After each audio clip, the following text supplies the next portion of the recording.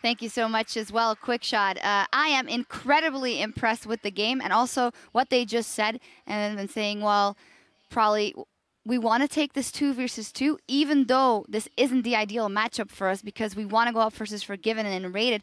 And you called it at the very beginning, they were suffering a little bit in that lane, but it's credit to them that they were able to turn it around. Yeah, I definitely think that's very confident by them to just try and take this 2v2. If you saw the level 1, they got very far behind. They got pushed into a tower and poked down quite a lot. After the first base, Caitlyn had a pickaxe and Sivir only had a longsword.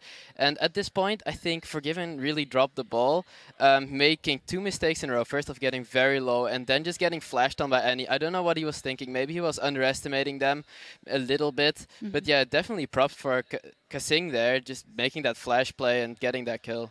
We also were caught a little bit off guard by the fact that Forgiven chose to go for Caitlyn in this one and not something like a Lucian. Maybe it would have even worked better in the comp as well because it was a little bit from a lot of ingredients in that comp, but not really something well rounded out. I actually think Caitlyn is very comparable to Lucian. They both have very good poke in their ultimates. They have very good wave clear in their Qs. They can. It works well with the Forgiven and Rated playstyle of pushing very hard. Caitlyn is probably even slightly better than Lucian in lane, being able to poke down enemies from really great distance. So I don't think the pick was a problem at all. All right, then, well, just H2K, testament to them. They are able to make off the picks as well. And Fox in this one, LeBlanc was the very first pick, but he got picked off a lot. Credit to Kasing there, a lot of the time finding him, but his positioning was a little off. Yeah, not only Kasing, but also Ari here, like just managing to get these pickoffs. Fox being in the wrong place at the wrong time so many times, leading up to H2K being able to take these dragons, being able to take these barons, and that was just sloppy, really being the name of the game here for SK. Yeah, and goodbye H2K picking people off. Let's actually take a look at a replay of one of those moments where Annie realized that she could just jump on the mispositioned Fox.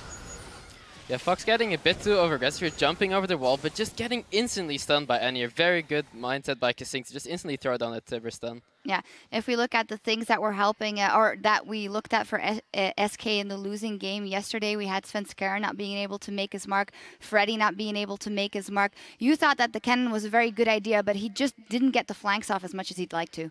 Yeah, I do think Cannon was a very strong pick for the team fights here, because in the enemy team you have an Ahri, it's quite low range, you have a Sivir, very low range. It's very easy for Cannon. Once he gets to level 16, he can get so many stuns off in these team fights, especially in low range characters that need to get into that Maelstrom to deal damage. It's very high zoning ability. At the end here, H2K, fantastic week once again for them. And SK Gaming, what do you make of this? It'll be their first week they come out of that. They have lost 2 times and having to regroup into next week. Yeah, really surprising. Coming in 8-0 this week and then losing 0-2. Especially, okay, the first one against Fnatic, I can kind of see that one coming. But this one against SK, H2K, I didn't see that coming at all. Yeah, let's see how they bounce back from that one with just 4 weeks